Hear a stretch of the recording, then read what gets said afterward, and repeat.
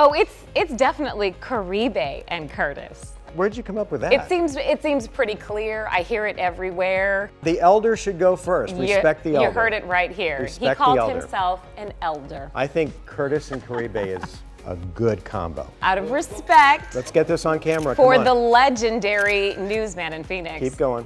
I'm okay to go with Curtis and Caribe. It's fine. See? That's why we get along.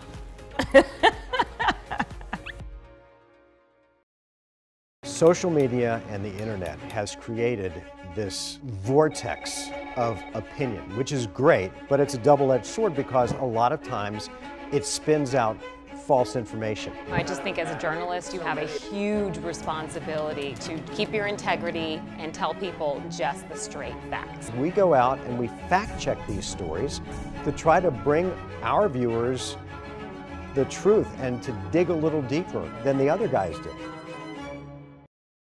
All right, so we've worked together for a long time. First when I was doing sports and you were doing weather, and now we're sitting together, which is awesome. It's been about, what, 13 years? Mm-hmm. Yes. I got lucky enough to sit by a good friend and someone that I trust, that I can lean on, that I can confide in. We also try to bring fun to the newscast as well. We report on so many negative things that any moment that we get to have a little bit of fun, to laugh, to make things a little bit lighter, we take that opportunity. Come on.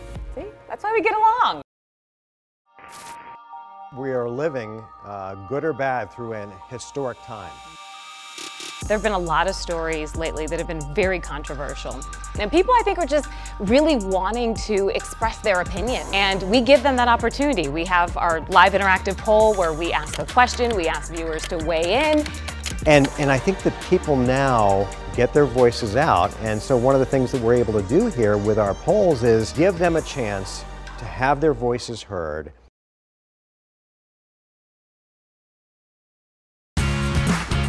Good morning! It's truly unbelievable. Now we want to get you over to your hot headlines this morning. We are continuing our countdown to Cardinals coverage. We have some big news to share with you. This show has an element of weirdness in it. You have to keep the energy up. We're live in Washington, D.C. with that story that's at 5:40. She's been eating this apple for an hour and a half.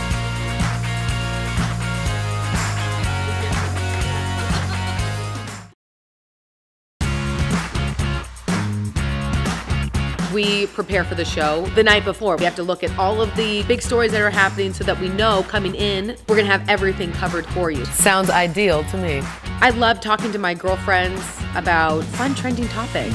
I love that stuff. We're gonna need some energy. Let's we're gonna add need up some the hours positive of sleep in the vibes. studio. It's really fun to not only talk about the trending topics and pop culture, but to also talk about why they matter.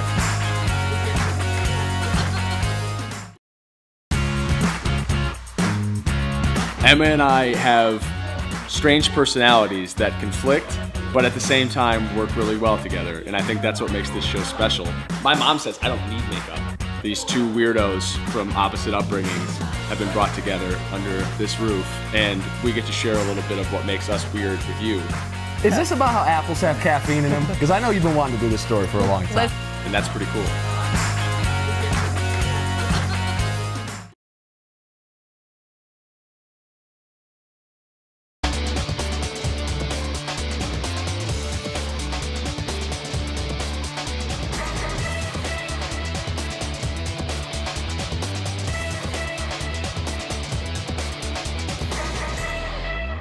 Man, I feel like I need some glow sticks with that music. What's up, everybody? Happy Sunday night to you and yours. Welcome to Cardinals Locker Room. I'm Paul Gerke. Kristen Keel will join me in just a moment.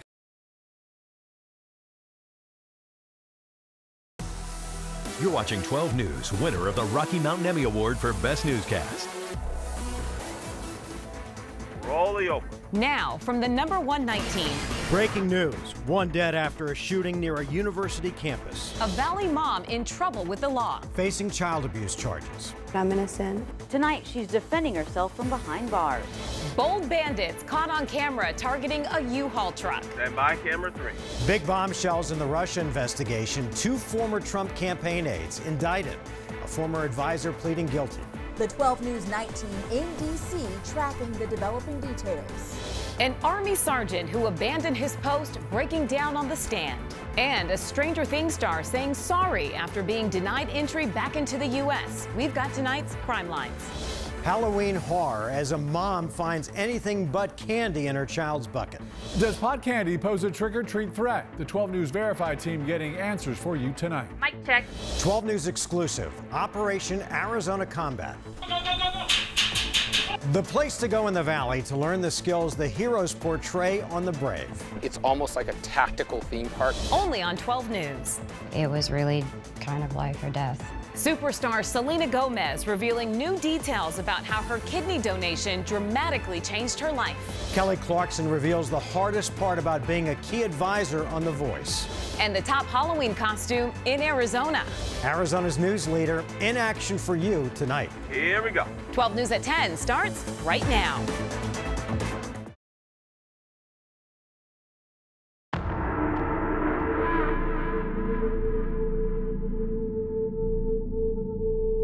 Today, we call on all nations to cut off all ties with North Korea. Should have happened a long time ago. Should have happened years ago. For now, a war of words, but North Korea has nuclear weapons and missiles to launch them.